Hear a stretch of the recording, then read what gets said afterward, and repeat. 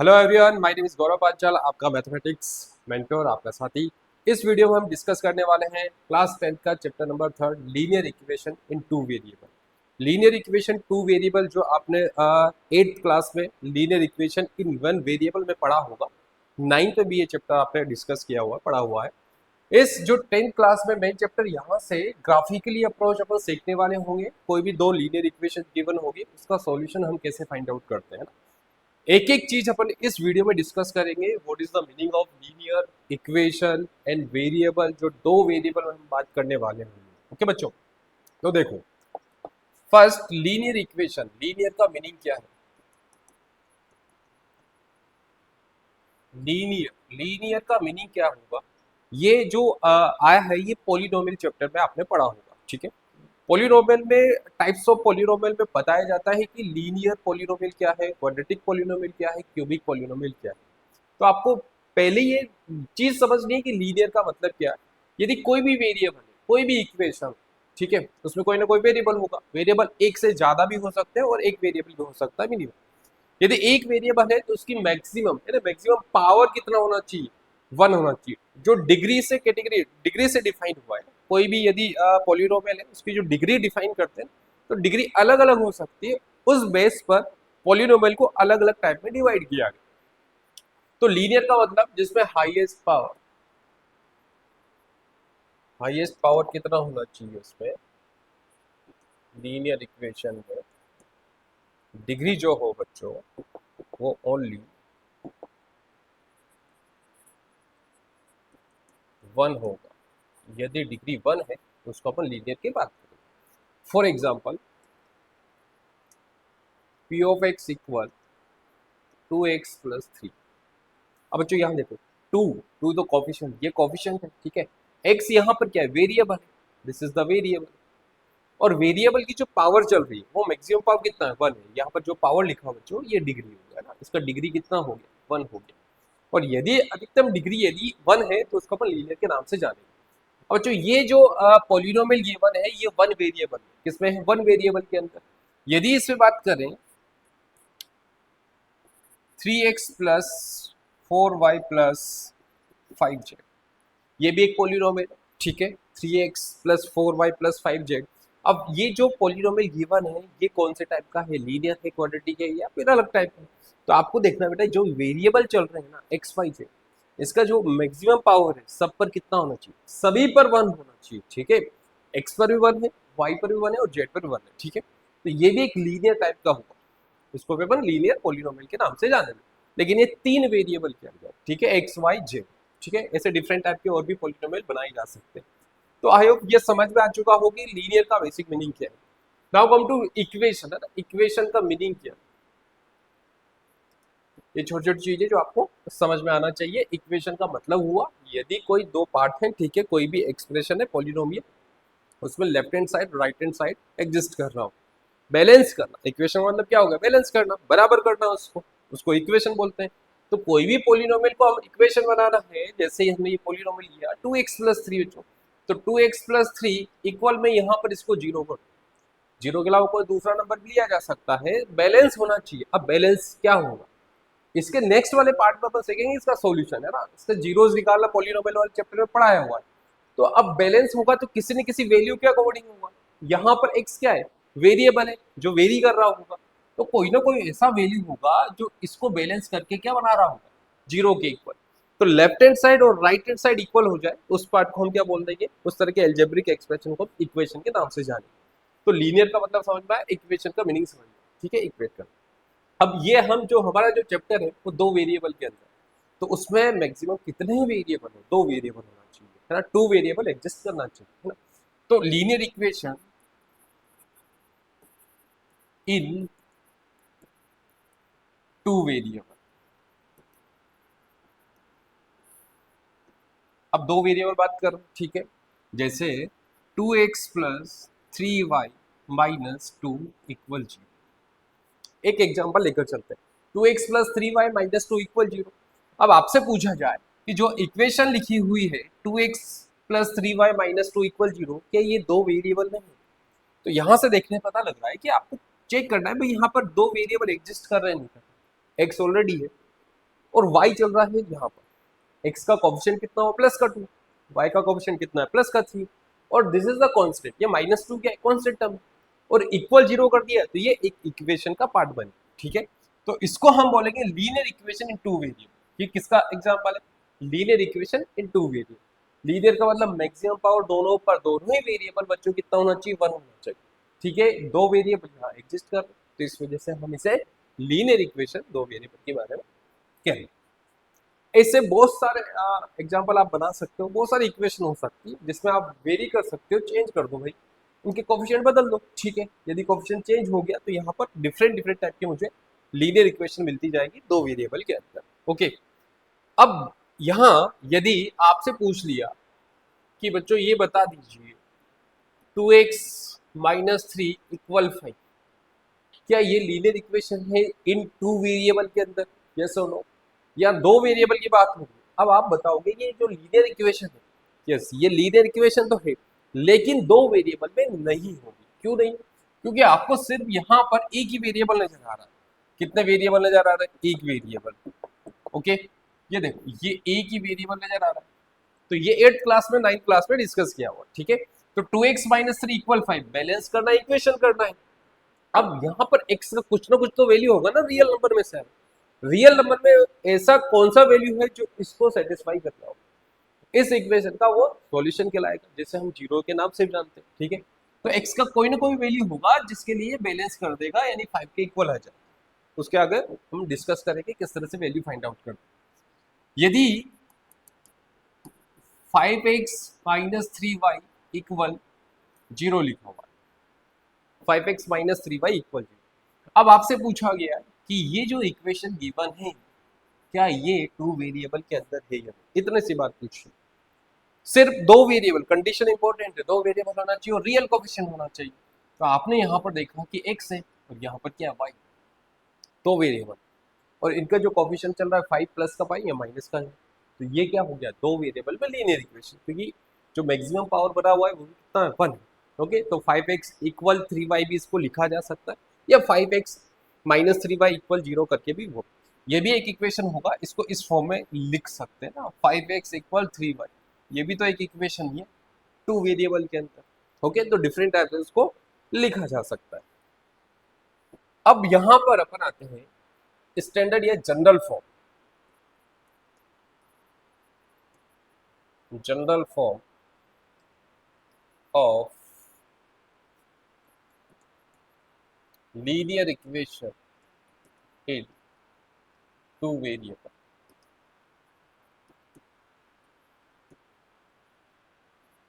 Okay.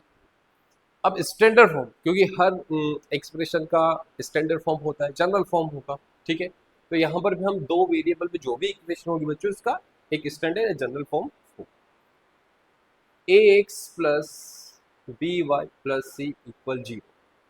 अब ax plus by plus C equal 0 लिखा है, this is the linear equation, this is the standard form, ये इसको general form बोलेंगे, यानी कि जो भी इक्वेशन होगी जो दो वेरिएबल में आपको बनानी है वो इसी फॉर्म में होगी, इसी फॉर्म में दिखाई देगी। अब इसमें एक्स बी वाई और सी आ रहा है, ए बी सी क्या है बच्चों, यहाँ पर जो ए बी सी है, ए बी एंड सी, ये जो वैल्यू है ये है रियल, रियल रियल नंबर होगा, रियल नंबर्स, ठीक है। रियल नंबर कुछ भी हो सकता है।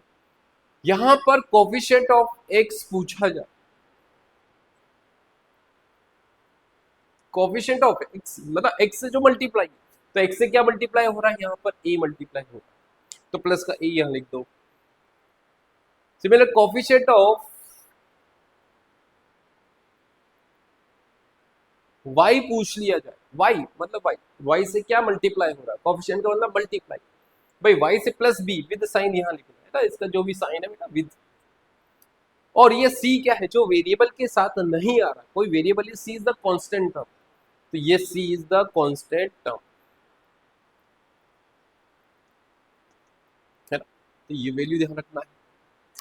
इसमें कंडीशन क्या है, to be linear equation in two variable, है ना। यहां पर इंपॉर्टेंट कंडीशन क्या आती है बच्चों, जो पूछा भी जाता है ना, ये ध्यान रखो क्या कंडीशन आती है, देख कि इसको लीनियर इक्वेशन बनने के लिए नेसेसरी कंडीशन क्या है? नेसेसरी कंडीशन क्या है कि a should not equal 0 and b should not equal 0। ये क्यों हम अप्लाई कर रहे हैं ना, ये दो कंडीशन है बच्चों, ठीक है। टू बी लीनियर इक्वेशन, ये ध्यान रखना, to be linear equation in two variable, two variable में होने के लिए कंडीशन लगा रहे हैं, ठीक है। क्यों? ये जो कोफिशिएंट है उसका वैल्यू 0 नहीं होना चाहिए, जबकि मैंने यहां लिखा था रियल नंबर 0 पे आ गया। लेकिन आगे इसको लीनियर इक्वेशन दो वेरिएबल होने के लिए हमें कंडीशन अप्लाई करनी पड़ेगी बच्चों, कि ए का वैल्यू 0 नहीं होगा, साथ के साथ बी का वैल्यू भी 0 नहीं होगा, सी में भी 0, ठीक है। सी जो कांस्टेंट टर्म है वो 0 हो सकता है, ठीक है, बात समझ में आए। तो यहाँ पर सी, ए और बी 0 नहीं होगा, ये इंपॉर्टेंट कंडीशन है, इसको जरूर ध्यान रखना। क्योंकि देखो for example 5x minus 3y plus 5 equal 0। अब एक सिंपल सी स्टैंडर्ड इक्वेशन कि 5x प्लस, और यहां पर आपसे पूछा जाए लीनियर इक्वेशन दो वेरिएबल है, तो a का वैल्यू क्या होगा बच्चों 5, b का वैल्यू कितना होगा -3 और c का वैल्यू कितना हो गया +5।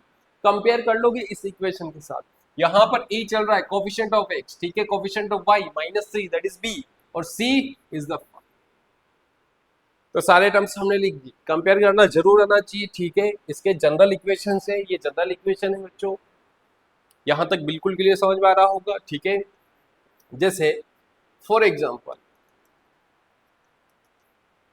1/2y minus 1/3x plus 5 equal 0, इस तरह का इक्वेशन लिखा है, 1/2y माइनस 1/3। अब बच्चों यदि कंपेयर किया जाए, लीनियर इक्वेशन है और आपसे पूछ लिया जाए कंपेयर कीजिए इसके स्टैंडर्ड इक्वेशन के साथ, और स्टैंडर्ड इक्वेशन के साथ कंपेयर करेंगे तो ए का वैल्यू जो मिलेगा, ए का मतलब coefficient of x that is -1/3, okay, और बी मतलब y का जो कोफिशिएंट है वो बी होगा, तो बी का वैल्यू कितना है, हाफ है। तो ए और बी का वैल्यू हमें पता लग गया, ए और बी का वैल्यू पता लग गया, तो सी इज द कांस्टेंट टर्म, सी क्या था भाई, यहाँ पर प्लस का 5 है बच्चों, सी, ये जो सी चल रहा है वो क्या होगा, कांस्टेंट टर्म होगा। तो एक एक चीज यहाँ पर क्लियर होना चाहिए, ठीक है। इस तरह से कंपेयर करते हैं एबीसी के वैल्यू हम इजीली बता सकते हैं। चलो इसमें बताइए एबीसी का वैल्यू क्या हो, यदि इक्वेशन दिया हो 3/2x इक्वल 5/3y, ये इक्वेशन दे दिया, दो वेरिएबल में है, ठीक है। ऐसा मत बोलना कि सर इसकी तरह दे दिया, हाँ, इसको इस फॉर्म में कन्वर्ट करना भी आना चाहिए। यदि आपको कि आप पूछोगे कि सर ये तो इस रूप में बिल्कुल भी नजर नहीं आ रहा, तो इस फॉर्म में इजीली कन्वर्ट करके लिख सकते हैं, ठीक है। मैंने क्या लिखा है 3/2x इक्वल 5/3y। अब देखो इस पर आगे और डिस्कस करते हैं भाई। एग्जाम्पल हमने लिया 3/2x इक्वल 5/3, ठीक है, ये था 5/3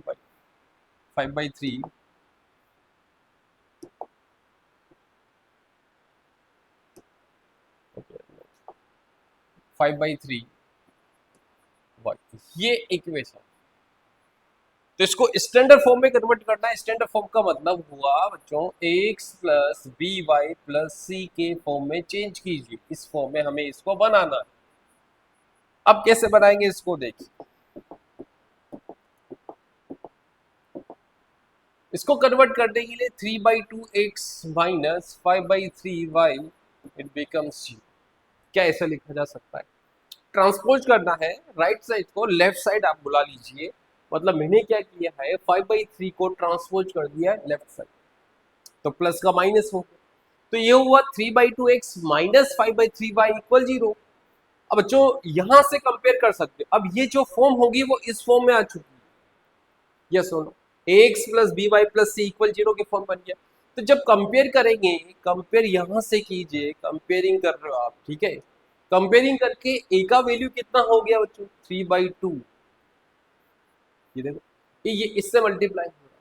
कंपेयर करके b का वैल्यू कितना हो गया इस पर माइनस का 5/3, ये लो, और c का वैल्यू यदि कांस्टेंट टर्म इसमें पूछा जाए तो कांस्टेंट टर्म कितना हो गया 0, कुछ भी नजर नहीं आ रहा तो 0 लिखिए, ठीक है।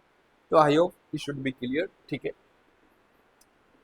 नेक्स्ट हम यहां पर जो डिस्कस करने वाले हैं वो मेन इंपॉर्टेंट पार्ट है जो आपके कोर्स में linear equation, pair of linear equation in two variable. ये मैंने एक जनरल इक्वेशन बताई थी, जो भी लीनियर इक्वेशन होगी दो वेरिएबल में वो एक स्टैंडर्ड फॉर्म इस फॉर्म में नजर आएगा।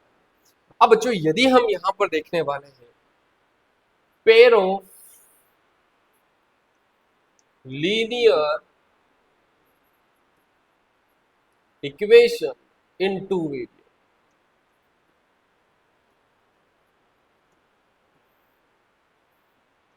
ठीक है, दो वेरिएबल के अंदर पेयर ऑफ लीनियर इक्वेशन की बात हो रही है, मतलब दो इक्वेशन साथ में लेकर चलेंगे और उसके एप्लीकेशन क्या क्या हो सकते हैं, ठीक है। प्लेन के अंदर, एक सरफेस के अंदर उन दोनों इक्वेशन के एप्लीकेशन पर क्या क्या सवाल पूछे जा सकते हैं, उनका सॉल्यूशंस किस तरह से एग्जिस्ट करेगा, क्या क्या तरीके होते हैं उसके सॉल्व करने के।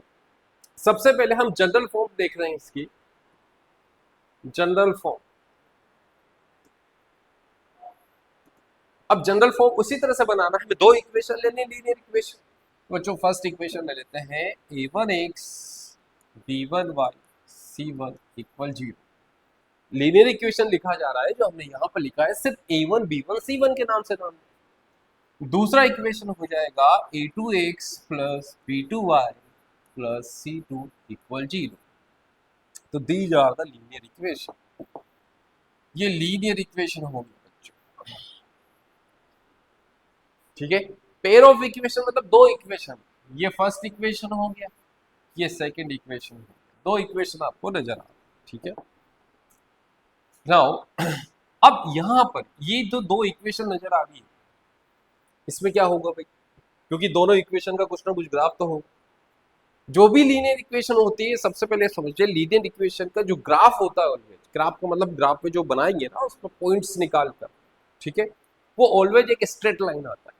स्ट्रेट लाइन क्यों आ रहा है, क्योंकि हम जो ग्राफ बनाएंगे उसकी कोऑर्डिनेट्स पहले फाइंड आउट करने पड़े, कोऑर्डिनेट्स जो आपने 9th क्लास में पढ़े हैं, ठीक है। एक्स और वाई का कुछ भी वैल्यू लीजिए जो उसको सेटिस्फाई कर रहा होगा, इससे इनफाइनाइट पॉइंट हो सकते हैं। उन पॉइंट्स को वहां पर हम मिनिमम मिनिमम जो रिक्वायरमेंट होगी पॉइंट्स की, वो दो पॉइंट्स की होगी, दो कोऑर्डिनेट्स की, है ना। या तो हम एक्स एक्सिस वाई एक्सिस कहाँ कट कर रहा है, इंटरसेक्ट कर रहा है, वो ज्यादा इंपॉर्टेंट है, बाकी पॉइंट्स से उसके ऊपर लाई कर जाएंगे। अब दो पॉइंट्स निकालने, उसको प्लॉट कर देंगे, तो उनको जब ज्वाइन करेंगे बच्चों तो एक स्ट्रेट लाइन, सीधी लाइन मुझे मिलेगी, और जो स्ट्रेट लाइन को हम मेज कर देंगे भाई, ठीक है, उसके ऊपर इनफाइनाइट पॉइंट होते हैं, ठीक है। लाइन के ऊपर कितने पॉइंट्स होंगे, इनफाइनाइट्स। तभी तो हम बोल रहे हैं कि किसी भी एक लीनियर इक्वेशन दो वेरिएबल के इनफाइनाइट सॉल्यूशन हो सकते हैं। कितने सॉल्यूशन होंगे, इनफाइनाइट, ठीक है।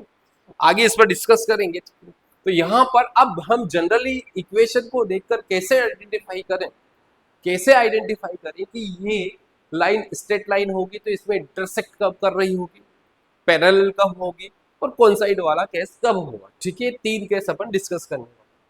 तो फर्स्ट वाला जो केस है, first case, if a1 upon a2 is not equal b1 upon b2, बच्चों ऐसा हो जाए। अब देखो यहां पर मैंने क्या लिया है, ऐसे जो भी आपको दो लीनियर इक्वेशन गिवन होगी उनके कोएफिशिएंट उठा लेना, और कोएफिशिएंट आ गया भाई a1 a2, यहां से देखो a1 a2 ये हमें पता, मैं सिखा चुका हूं किस तरह से फाइंड आउट करना है। b1 b2 यदि इन दोनों का रेशो इक्वल नहीं है, दोनों का रेशो इक्वल है या नॉट इक्वल, जो लाइन बनेगी बच्चों, जो लाइन बनेगी यहाँ पर वो इंटरसेक्ट करते हुए निकलेगी, इंटरसेक्ट करते हुए निकलेगी, ठीक है। क्या करेगी, इंटरसेक्ट, ठीक है। ये फर्स्ट लाइन है, ठीक है, इसका इक्वेशन मान लें, इसका ग्राफ, और ये दूसरी लाइन, ये L1 मान लो और ये L2 ले लो, तो इंटरसेक्ट करेगी। अब जरूरी नहीं ये इंटरसेक्ट बीचों बीच करे, कहीं भी कर सकती है, लेकिन वो काटेगी एक दो लाइन जो बनेगी ग्राफ, दो लाइन का जो दो दो इक्वेशन जो दिया हुआ है ना, इसका जो ग्राफ बनेगा वो ऑलवेज इंटरसेक्ट करेगा। कब करेगा इंटरसेक्ट, ये कंडीशन जरा माइंड में फिट कर लेना। सिर्फ आपको ग्राफ बनाना नहीं है, सिर्फ है ना, एमसीक्यू में पूछा जाएगा कि लाइन इंटरसेक्ट कर रही है, पैरेलल है, कंडीशन इंपॉर्टेंट। तो इक्वेशन देखते ही पता लगना चाहिए कि ये तो इंटरसेक्ट करेगी। अब कैसे पता चलेगा, ये कंडीशन जो a1 upon a2 is not equal b1 by b2, ठीक है, ये इक्वल नहीं आना चाहिए, इक्वल नहीं आया तो कंफर्म ऑलवेज वो इंटरसेक्ट कर रही होगी, तो लाइन इंटरसेक्ट करेगी। अब इंटरसेक्ट तो कर दिया बेटा, देखो इंटरसेक्ट हो रहा दो लाइन, जब इंटरसेक्ट हो रहा है तो इनका एक कॉमन सॉल्यूशन हो जाएगा, ये एक सॉल्यूशन है। सॉल्यूशन तो बहुत सारे हैं लेकिन हम दोनों लाइन का एक कॉमन सॉल्यूशन ढूंढ रहे हैं। तो वो जो दो लाइन होगी वो जहां कट कर रही होगी, इंटरसेक्ट कर रही है, वो एक कॉमन सॉल्यूशन हो गया, जो इस लाइन का भी माना जाएगा और दूसरी लाइन का भी माना जाएगा। तो देखो ये जो यहां पर मैच हो रहा है, this is the common solution, है ना, ये कॉमन सॉल्यूशन हो जाएगा। कॉमन सॉल्यूशन हो जाएगा तो इस केस में एक यूनिक सॉल्यूशन एग्जिस्ट करता है, यूनिक सॉल्यूशन। ठीक है, यूनिक सॉल्यूशन मतलब एक ही सॉल्यूशन यहाँ पर एग्जिस्ट करेगा, देखने को मिलेगा। Is it clear? ध्यान रखना है, एक सॉल्यूशन एग्जिस्ट करेगा। अब किसी सिस्टम में यदि सॉल्यूशन एग्जिस्ट कर रहा है तो उसको कंसिस्टेंट सिस्टम के नाम से जान।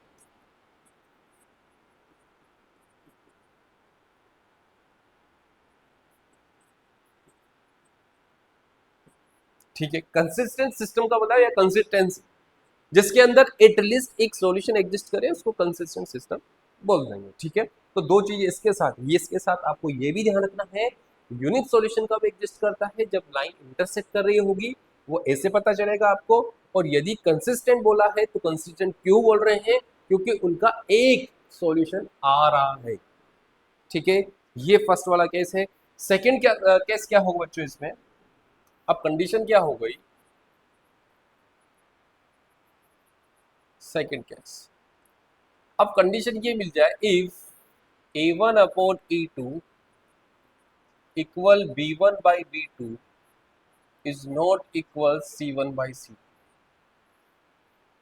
अब मुझे ये केस मिल गया। ठीक है, मतलब a1/a2 इक्वल b1 ये, क्योंकि ये दोनों इक्वल आ गए।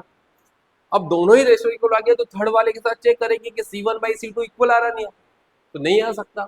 ठीक है, किसी केस पे आ भी सकता है, उस पर भी मैं आऊंगा।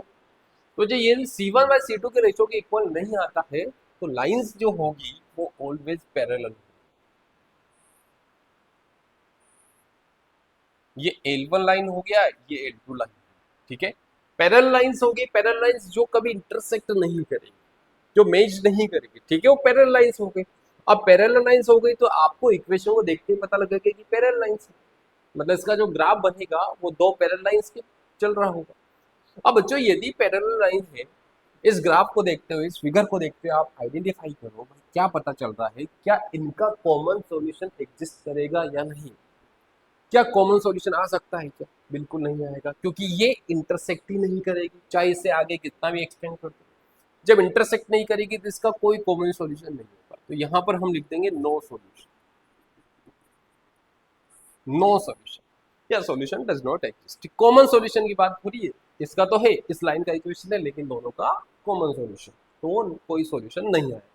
अब जिस पेयर ऑफ लीनियर इक्वेशन में कोई सॉल्यूशन एग्जिस्ट नहीं करता हो तो बच्चों वो क्या हो जाएगा, इनकंसिस्टेंट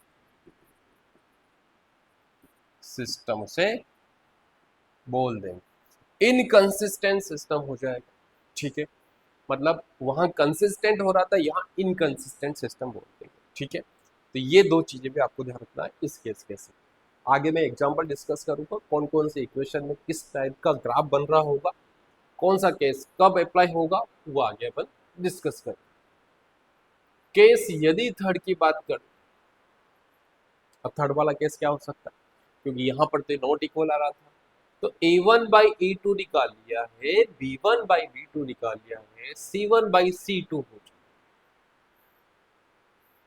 यदि तीनों ही रेशो इक्वल आ जाए, अब तीनों रेशो आ सकता है किसी वैल्यू के लिए, डिपेंड करेगा, a1/a2 b1/b2 और c1/c2 तीनों ही रेशो इक्वल चल रहे हैं, तीनों रेशो इक्वल चल रहे हैं, तो उस केस में जो लाइन होगी बच्चों, एक लाइन ये हो गई L1, तो जो दूसरी लाइन होगी वो कोइंसाइड हो जाएगी, कोइंसिडेंट लाइन, मतलब दूसरी लाइन भी इसके ऊपर ही मैं यहाँ पर बना देता हूं।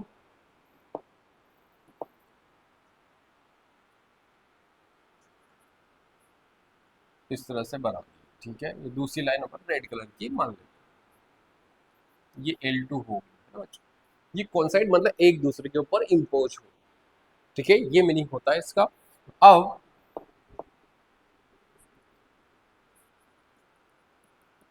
कोइंसिडेंट लाइंस, इस केस में क्या हो जाएगा, कोइंसिडेंट लाइन हो जाएगी। ठीक है, कोइंसाइड कर जाएगी लाइंस। अब कोइंसाइड कर गई लाइंस तो बच्चों देखो, दोनों के कॉमन सॉल्यूशन के हम हर केस के अंदर डिस्कस कर रहे थे। इस केस में यहाँ पर कॉमन सॉल्यूशन एग्जिस्ट नहीं करेगा क्योंकि दोनों लाइन इंटरसेक्ट नहीं कर रही।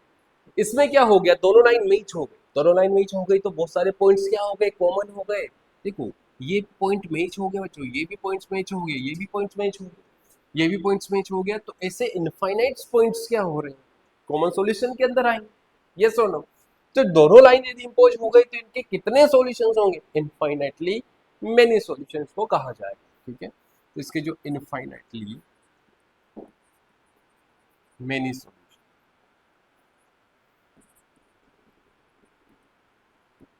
ठीक है, ये बात समझ में आ गई। इनफाइनाइट मेनी सॉल्यूशन बहुत सारे सॉल्यूशंस को सेटिस्फाई कर रहे हो यदि इस तरह का केस वहां अप्लाई होता है। ठीक है, तो ये तीन केस हैं। ठीक है, तीनों केस को आपको ध्यान रखना है। इसके अलावा फोर्थ वाला केस पॉसिबल नहीं। क्यों नहीं है? क्योंकि हम 2D में बात कर रहे हैं, 2D 2 डायमेंशनल, जिसमें हम दो पेयर ऑफ लीनियर इक्वेशन के बारे में डिस्कस कर रहे हैं। तो उसकी दो लाइंस बनेगी, दो लाइंस क्या हो सकती है, या तो वो इंटरसेक्ट करेगी, ये प्लेन है, ये बोर्ड क्या हो गया, प्लेन हो गया, सरफेस हो गया। बच्चों में कोई दो लाइन ड्रॉ करूंगा तो डेफिनेटली या तो वो इंटरसेक्ट कर रही होगी, या फिर पैरेलल बना सकते हैं, या फिर वो एक दूसरे के ऊपर आ सकते हैं। क्या फोर्थ वाला केस यहाँ पर अप्लाई होगा? बिल्कुल नहीं होगा। ठीक है, 2D में, 2D की बात हो रही है, इज दैट क्लियर? ठीक है, तो ये तीन केस से आपसे सवाल हमेशा बोर्ड में पूछा ही जाएगा। ठीक है, इससे कई तरह के क्वेश्चन सॉल्व होंगे। Consistent system, no solution, solution exist करता है या नहीं करता है, पैरेलल लाइंस कब आ रही है, इंटरसेक्ट कब होगी, तो इसका विशेष ध्यान आपको रखना होगा। अब इन तीनों केस पर अपन एक डिफरेंट डिफरेंट एग्जांपल डिस्कस कर लेंगे। जैसे बच्चों फर्स्ट एग्जांपल, इक्वेशन दी हुई है 3x minus 5y plus 10 equal 0। Second equation है 4x plus 6y minus 10 equal 0। अब ये दो लीनियर इक्वेशन है, ये फर्स्ट वाला इक्वेशन है, ये सेकंड इक्वेशन। अब पूछ लिया कि बेटा इसमें लाइंस जो बनेगी वो इंटरसेक्ट कर रही है या फिर पैरेलल है या फिर कौन सा है, तीन केस। आपको कैसे बताना है, यहां से कंपेयर कर लोगे, जो फर्स्ट वाली जो इक्वेशन है वहां से a1 निकालो, कंपेयर वही है, केस वही चेक करना है। तो a1 कितना हो गया 3 हो, b1 कितना हो गया -4, और c कितना हो गया c1 प्लस का 10। कोफिशिएंट देखना है, ठीक है, इनके x और y। अब बच्चों सेकंड इक्वेशन में क्या आ गया, a2 पता कर लो 4, b2 पता कर लिया 6, और c2 कितना हो गया -10 हो। आपने सबसे पहले निकाला है भाई a1 बाई a2 चेक करो, तो 3/4 ये मिला। ठीक है, b1 बाई b2 आपने चेक किया है -5/6। जैसे यही रुक जाना, यही पर है, आगे नहीं निकाला। आप लोग यहीं से पता लग गया कि 3/4 और -5/6 बोथ आर नॉट इक्वल। क्या दोनों इक्वल? दोनों ही रेशियो डिफरेंट है। ठीक है, तो यहां पर जो केस लगेगा a1 by a2 is not equal b1 by b2, दोनों रेशियो इक्वल नहीं आ रहे और दोनों रेशियो इक्वल नहीं है, तो लाइंस कंफर्म है वो इंटरसेक्ट करेगी बच्चों। ठीक है, मतलब अब इंटरसेक्ट कैसे भी कर सकती है, लेकिन इतना हमें पता लग गया कि वो इंटरसेक्ट ही करेगी। इस वाले इक्वेशंस के लिए ना तो पैरेलल आएगा ना ही कोइंसाइड होगी lines. Okay, I hope clear हो जाना। ठीक है, ये यहाँ पर ये केस वाला हुआ, तो लाइन क्या करेगी, इंटरसेक्ट करेगी। अब इंटरसेक्ट तो कर रही होगी भाई, इतनी बात समझ में आ गई। अब लाइन इंटरसेक्ट कर रही हो तो इस तरह से किसी केस, इस तरह का कोई केस हो सकता है। जब दोनों लाइन इंटरसेक्ट कर रही है तो उनका यूनिक सॉल्यूशन एग्जिस्ट करेगा। ये भी इसके बाद नेक्स्ट सवाल जो अपने दिमाग में बनाते रहो करो कि इंटरसेक्ट या अब कितने सॉल्यूशन एग्जिस्ट करेंगे, इस तरह का सवाल पूछा जा सकता है। जब इस वाली इक्वेशन में यहाँ पर इंटरसेक्ट कर रही है तो बच्चों ये क्या हो गया, इसका यूनिक सॉल्यूशन। यूनिक सॉल्यूशन एक ही सॉल्यूशन एग्जिस्ट करेगा। जब सॉल्यूशन एग्जिस्ट कर गया तो इस वाले पेयर ऑफ सिस्टम को, पेयर ऑफ सिस्टम इसको बोला जाता है, पेयर दो इक्वेशन का। ठीक है, तो पेयर ऑफ जो सिस्टम इक्वेशन दिया हुआ है दो वेरिएबल के अंदर, वो क्या हो जाएगा, कंसिस्टेंट सिस्टम हो जाएगा। Consistent, why we are calling consistent. Consistent reason कोई इसका सॉल्यूशन आ रहा है ना, एक सॉल्यूशन आ रहा है। ठीक है, एक या एक से ज्यादा यदि सॉल्यूशन आ जाता है उसको कंसिस्टेंट सिस्टम बोल देंगे। ठीक है, इधर तो इस वाले में आपको क्लियर हो गया होगा, इसमें यूनिक सॉल्यूशन एग्जिस्ट करेगा, कंसिस्टेंट होगा, इंटरसेप्ट कर रहा होगा। ठीक है, ओके। नेक्स्ट यदि एग्जांपल की बात करें 4x minus 5y plus 6 equal 8x minus 10y minus 5 equal 0। अब इक्वेशन में उसी तरह की ले रहा हूं ताकि हमें तीनों केस क्लियर हो जाए। वैसे इक्वेशन बहुत तरह की होगी। अब बच्चों यदि इस इक्वेशन में पूछा जाए कि जो पेयर ऑफ लीनियर इक्वेशन दिया हुआ है इसमें इंटरसेक्ट हो रहा है, यूनिक सॉल्यूशन एग्जिस्ट करेगा या फिर कोई सॉल्यूशन एग्जिस्ट नहीं करेगा या फिर बहुत सारे सॉल्यूशन हो सकते हैं। तो आपने जब कंपेयर किया कि a1/a2 निकाला, a1/a2 तो ये 4/8, ये a1 हो गया है, ये a2 हो गया, तो ये 4/8 कैंसिल आउट कर लेना भाई। यदि कैंसिल आउट तो 1/2 मुझे b1/b2 आप फाइंड आउट करो। b1/b2 माइनस 5/8 माइनस 10, ये भी कैंसिल होकर मुझे 1/2 मिल गया, कैंसिल हो गया जी। अब दोनों इक्वल आ रहे हैं। यदि C1/C2 भी आपको चेक करना पड़ेगा क्योंकि दोनों इक्वल आ चुके थे। यहां पर इक्वल नहीं आता तो ये यूनिक केस वाला यूनिक सॉल्यूशन के अंदर चला जाता। C1/C2 चेक किया तो 6/-5, और बच्चों जो तीनों रेशो से हम कंपेयर करेंगे, तीनों रेशो 1/2 1/2 6 अपॉन -5 या -6/5 लिख सकते हैं, तो ये इक्वल नहीं है ना। ये दोनों तो इक्वल आ गए बट ये दोनों इसके C1/C2 के इक्वल नहीं है बच्चों। और जैसे ही नहीं है तुरंत दिमाग में आया कि हाँ ऐसा बताया था सर ने कि ऐसा केस लगेगा। जब इक्वल नहीं है C1/C2 के तो लाइंस क्या हो गई, पैरेलल। लाइंस जो बनेगी मतलब इनकी लाइंस जो बन रही होगी इन दोनों पेयर ऑफ इक्वेशन की, वो पैरेलल लाइन बन रहा होगा। पैरेलल कैसे बन सकता है, पैरेलल होना जरूरी है बस। मतलब पैरेलल होगा तो उस केस में क्या इंटरसेक्ट करेगी क्या, यस और नो? नहीं करेगी इंटरसेक्ट। जब इंटरसेक्ट नहीं करेगी कोई सॉल्यूशन आएगा नहीं आएगा बच्चों, कोई सॉल्यूशन नहीं आएगा इस केस में, तो ये इनकंसिस्टेंट सिस्टम के नाम से जाना जाए। तो ये जो दो पेयर ऑफ लाइन है ये इनकंसिस्टेंट सिस्टम है, ठीक है। कोई सॉल्यूशन एग्जिस्ट नहीं कर रहा होगा, लाइन पैरेलल बनेगी, पैरेलल लाइंस। तो ये तीन जो चार टाइप के मैं बता रहा हूँ, बार बार जो बता रहा हूँ पैरेलल इनकंसिस्टेंट का मीनिंग क्लियर हो जाना चाहिए। ये सवाल 101% पूछा जाता है दो इक्वेशन देखकर। तो आई थिंक इसमें पैरेलल वाला केस आपको क्लियर हो जाना चाहिए, क्लियर हो चुका होगा। यदि नहीं समझ में आए तो आप कमेंट बॉक्स में कमेंट करके बता सकते हो, ठीक है। एक एग्जांपल जो जो थर्ड वाले केस को यहाँ रिप्रेजेंट करेगा, थर्ड वाला केस, केस थर्ड में क्या है, कॉन्साइड करना चाहिए।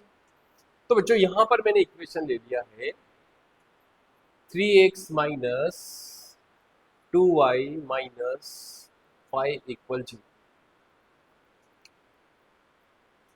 6x minus 4y minus 10 equal 0। ये कैसे?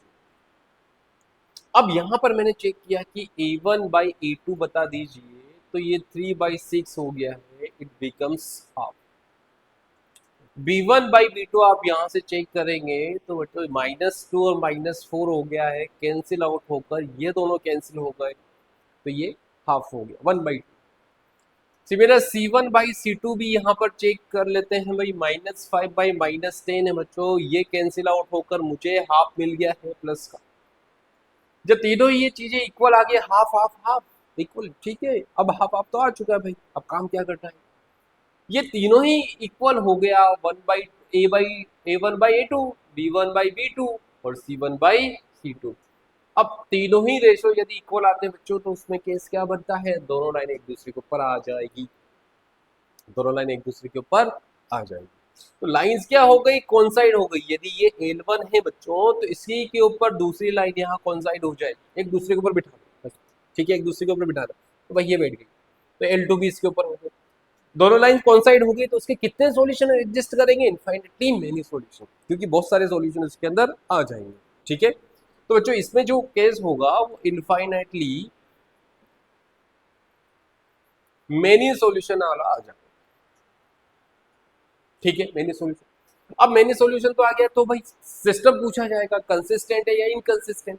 अब कंसिस्टेंट इनकंसिस्टेंट का मतलब समझ में आ गया है, क्योंकि इसमें बहुत सारे सॉल्यूशन आ रहे हैं तो इसको हम कंसिस्टेंट सिस्टम के नाम से जानेंगे। तो बच्चे ये भी ध्यान रखना है ये कंसिस्टेंट,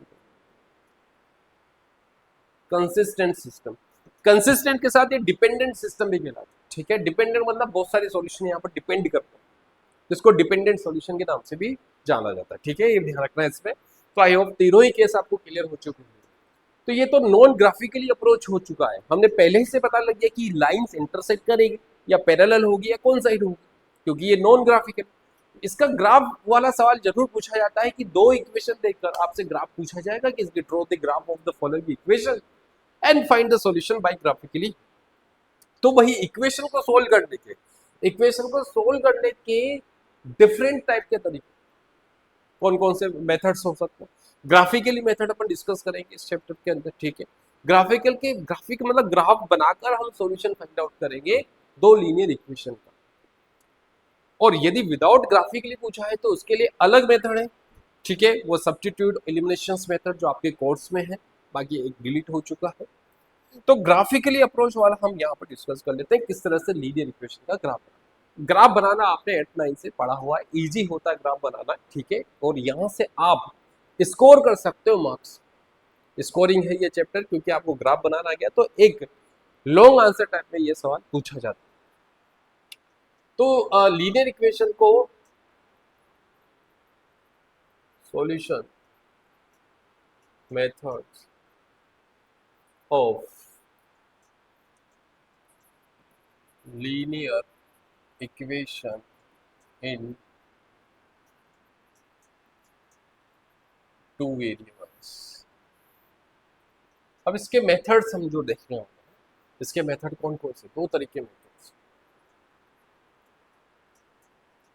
ग्राफिकली मेथड्स, सेकेंड है एल्जेब्रिक मेथड्स। ये दो मेथड्स। अब बच्चे दो एल्जेब्रिक मेथड्स के अंदर भी दो तरह के मेथड्स हैं, वो भी अपन डिस्कस करेंगे। सब्स्टिट्यूशंस मेथड, ठीक है, एक इलिमिनेशन मेथड।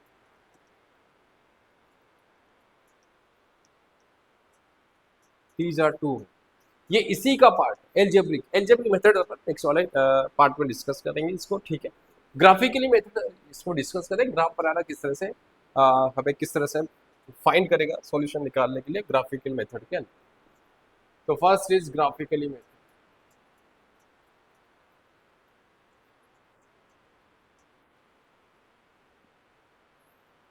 देखो ग्राफ बनाना कैसे निकालना, एक लीनियर इक्वेशन लेकर चल रहा हूं, आपको समझना। For example 3x plus 4y minus 12 equal 0। बच्चों ये एक लीनियर इक्वेशन, ठीक है, लीनियर के समझ में इसका ग्राफ बनाना है, ड्रॉ दी ग्राफ हो। अब ग्राफ बनाने के लिए आपको प्लॉट पॉइंट्स चाहिए ना, कोऑर्डिनेट्स निकालने। क्या निकालने, कोऑर्डिनेट्स। कोऑर्डिनेट्स कैसे फाइंड आउट करोगे, सिर्फ आपको एक टेबल बनाना है, बहुत सारे पॉइंट्स निकालने की जरूरत नहीं, मिनिमम 2 पॉइंट्स की रिक्वायरमेंट्स होगी, ऐसे 3 भी निकाल सकते हो, सिर्फ ग्राफ बन जाए। आपको समझना है कि एक्स एक्सिस वाई एक्सिस कहां इंटरसेक्ट कर रही है, उसके अकॉर्डिंग पॉइंट्स फाइंड आउट कर। तो एक्स कोऑर्डिनेट और वाई कोऑर्डिनेट यहां लिखो, ठीक है जी। अब एक्स कोऑर्डिनेट निकालना है तो एक्स की जगह 0 तो वाई का वैल्यू पता लग जाए, एक्स की जगह कितना रखना 0। वैसे कोई से भी वैल्यू यहाँ पर असाइन कर सकते हैं, पुट करके निकाल सकते हैं, ठीक है। कई बच्चे बोलेंगे सर ये रख दो, बिल्कुल रख सकते हो। मैं यहाँ पर थोड़ा इजी कर रहा हूँ कि एक्स एक्सिस वाई एक्सिस कहां इंटरसेक्ट करेगा ताकि ग्राफ इजीली बन जाए। तो बच्चों एक्स की जगह क्या रख दिया 0, तो ये बिकम्स 3 इंटू 0 मतलब 0 हो गया। तो 4y माइनस 12 इक्वल 0, तो y का वैल्यू कितना आ गया, यहाँ से 3 आ गया। इसके कोरस्पॉन्डिंग मतलब ये दोनों वैल्यूज को सेटिस्फाई करती है, क्योंकि इसमें पुट कर दीजिए। अब एक बार क्योंकि x का वैल्यू क्या रख दिया 0 रख दिया, अब दूसरी बार क्या रखोगे पॉइंट्स में, y की जगह 0 रखोगे। y जैसे ही असाइन किया 0, तो x का वैल्यू उसके कोरस्पॉन्डिंग x का वैल्यू कितना मिला बेटा, यहाँ पर 0 रख दिया, 4 into Y that is become 0। अब यहाँ पर 0 3x माइनस 12 इक्वल 0 है, तो x का वैल्यू कितना मिला, 3 से डिवाइड कर दिया तो इट बिकम्स 4।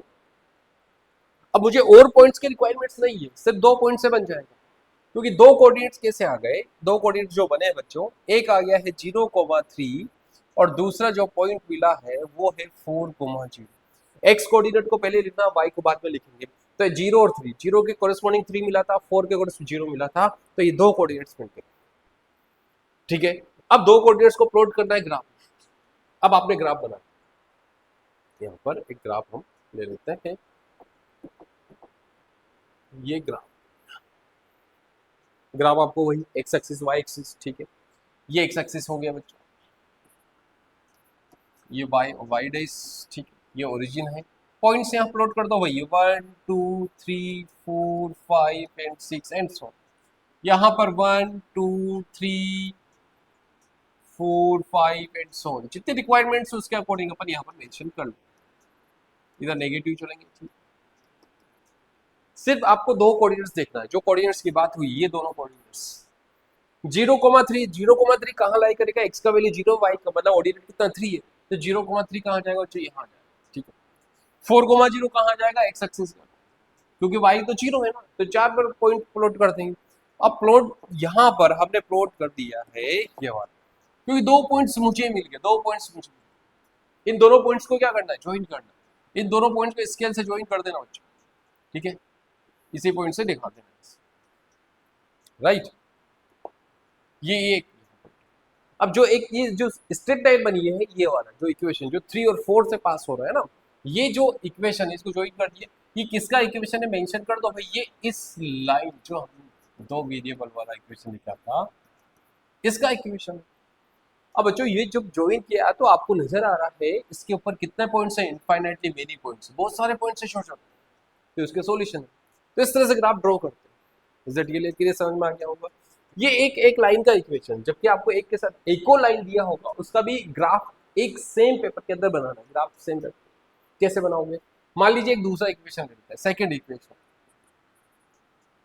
ठीक है, सेकंड इक्वेशन यहाँ पर ले लेते हैं 2x माइनस 3y और प्लस 6 इक्वल 0, मान लो ये equation 2x minus 3y plus 6 equal, इसका भी ग्राफ बनाना है, तो तरीका वही है, कॉन्सेप्ट समझना है, ऐसे बहुत तरह के सवाल सोल्व हो जाएंगे।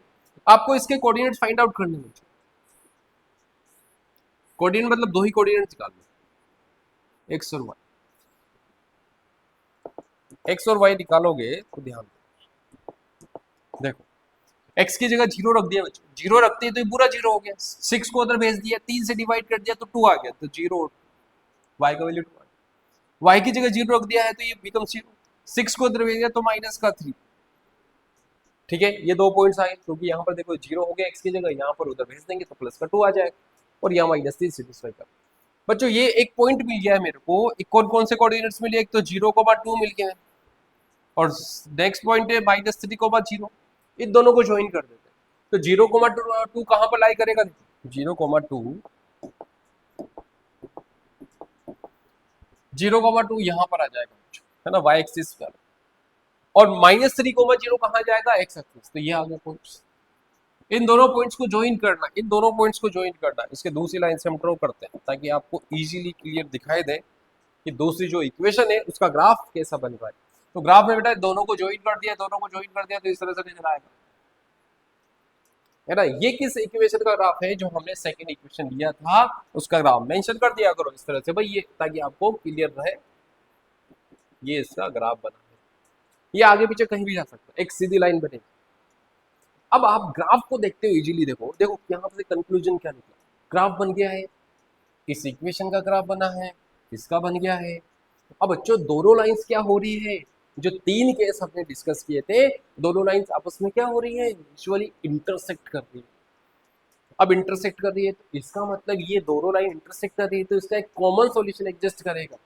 अब कॉमन सॉल्यूशन कौन सा हो गया है, ये वाला पार्ट, इसको ही तो कॉमन सॉल्यूशन बोलेंगे, ये यूनिक सॉल्यूशन है, राइट, इसको यूनिक सॉल्यूशन का, ये यूनिक सॉल्यूशन हो गया है, ठीक है। इंटरसेक्ट कर रही है, इस तरह से इंटरसेक्ट करती है ग्राफिकली मेथड से, जो हमने ऑलरेडी पता कर लिया था कि दोनों का रेशियो इक्वल नहीं आ रहा है, लेकिन कैसे नहीं आ रहा है, तो ये इंटरसेक्ट करेंगे, ओके आई होप। तो ये वाला जो सॉल्यूशन यहाँ से पता कर लेते, इधर से कितना आ रहा है एग्जैक्टली ये पता, यहाँ पर हमने एग्जैक्टली ये ऐसा नहीं कि इधर से 1 ले लिया, इधर से एग्जैक्ट 2 ले लिया, ठीक है, ऐसा अप्रोच नहीं करना, इसका तरीका है वो सॉल्व करके देखेंगे कितना आएगा अप्रोक्सीमेट, ओके। तो इस तरह के और भी क्वेश्चन दिए हुए हैं, ठीक है, एनसीईआरटी में ग्राफिकली अप्रोच से क्वेश्चन पूछा ही जाएगा 101%। जो एग्जांपल दिए हुए एनसीईआरटी में, एनसीईआरटी के साथ आरडी शर्मा ने बहुत तरह के क्वेश्चन दिए, उनको प्रैक्टिस कीजिए। ग्राफ बनाना, ग्राफ है ना, आप ऐसा नहीं कि एक क्वेश्चन सॉल्व कर लिया या मैंने आपको समझा दिया कि आपको ग्राफ बनाना आ गया, ऐसा नहीं होगा, आपको इससे मल्टीपल क्वेश्चन सॉल्व करने पड़ेंगे, ठीक है, नंबर ऑफ क्वेश्चंस को आपको प्रैक्टिस करनी पड़ेगी, और आपको आइडिया लगाना है कि किस पेयर ऑफ लीनियर इक्वेशन में कब इंटरसेक्ट कर रही है, कब पैरेलल है, कब कोइंसाइड कर रही है, जरूर नहीं हमेशा, यहाँ तो मैंने इंटरसेक्ट वाला समझा है। कई बार दो इक्वेशन देखकर आपसे दूसरे ग्राफ भी बन सकता है ना, लाइन पैरेलल भी हो सकती है, लेकिन ग्राफ पेपर जो मिलेगा उसमें एग्जैक्टली कैसे ड्रॉ करना है वो आना चाहिए आपको। ओके, तो इस तरह की इक्वेशन को आप आइडेंटिफाई करके ग्राफ बनाना आपको नेसेसरी होगा। ग्राफिकल अप्रोच से क्वेश्चन पूछा जाएगा। तो आज हमने जो इस लेक्चर में जो डिस्कस किया है, हमने देखा है कि ग्राफिकल अप्रोच से किस तरह सोल्व करते हैं लीनियर इक्वेशन को, साथ के साथ कोई दो इक्वेशन गिवन होगी तो उसमें कब इंटरसेक्ट करेगी, कब पैरेलल होगी, कब कोइंसाइड होगी, वो तीन केस आपको दिमाग में याद होना चाहिए बच्चों। ओके, तो ये इसके नेक्स्ट वाले पार्ट में अपन डिस्कस करेंगे एल्जेब्रिक मेथड, जिसके अंदर eliminations as well as substitute method से किस तरह से हम एक्स और वाई का वैल्यू फाइंड आउट करेंगे। एक्स और वाई वैल्यू यही था, एक्स का वैल्यू यहाँ से आएगा, वाई का इधर आएगा। अब वो उस नॉन ग्राफिकल मेथड से अपन डिस्कस करेंगे, ठीक है। अब वो मेथड्स क्या है उसको अपन नेक्स्ट पार्ट में डिस्कस करने वाले होंगे। तब तक के लिए थैंक यू।